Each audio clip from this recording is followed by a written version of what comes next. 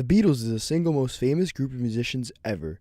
They are at the top of the world when they were making music, but so were many other bands. So what did the Beatles do that made them so special? Why did they stand the test of time and continue gaining new fans even 50 plus years after the debut album? I mean, what other band has been causing traffic jams on the same street for the past 50 years? At the time of recording this video, they're number 96 in the world on Spotify. The music video for Don't Let Me Down also has 266 million views on YouTube. This rivals huge recent hits like Drake's In My Feelings and Kanye's All of the Lights. These videos were arguably the biggest hits of the year when they came out, and they came out on YouTube right away, whereas the Beatles posted their music on YouTube almost 50 years after the world had heard them. Remember, if you're enjoying the video at any point, please leave a like so others can find the video as well.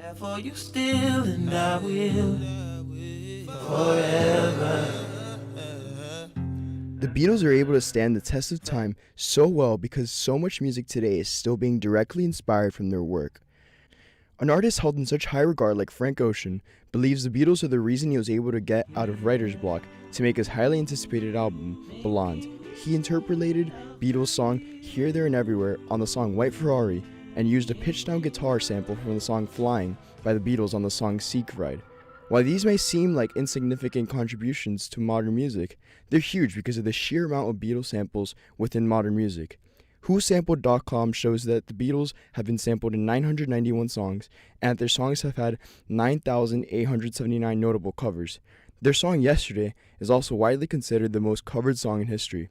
Even if you haven't really dove into the Beatles' discography, you've definitely heard their music in one way, shape, or form. Hey, Bungalow Bill, what did you kill? Bungalow Bill. The second most important reason is the importance and cultural significance of each one of their albums. While it may seem commonplace nowadays to see a big-name artist such as Kanye West or Drake drop a concept album that defines their generation, this wasn't commonplace back in the 60s. Artists would try to pump out as much music as they could and sell a lot of albums and hope a few songs would stick. Many of the Beatles' contemporaries, and mainly musicians before them, released multiple albums every year. However, the Beatles opted to make their albums more about the experience. The decision to quit touring as well as their ever-growing popularity caused the band to really hone in on their craft. With less time spent away from home, they spent hours upon hours in the studio making music. They were able to really experiment with their tools and push them to their extremes in Abbey Road Studios. They were never scared to push boundaries and experiment with their music, even though they had undeniably the biggest audience in the world, which goes into my next point.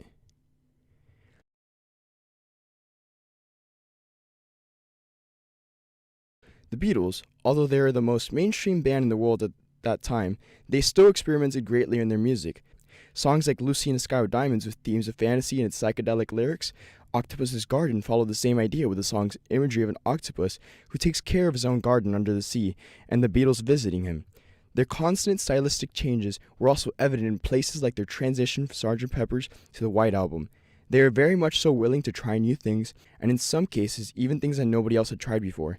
The Beatles' album Revolver was truly ahead of its time. Fans hadn't heard this kind of psychedelic and yet introspective music yet. The album ranges from true social commentary, like in the song Taxman, to telling a wondrous story in the form of Yellow Submarine. Songs like these and many more is what allowed the Beatles to still sound great today.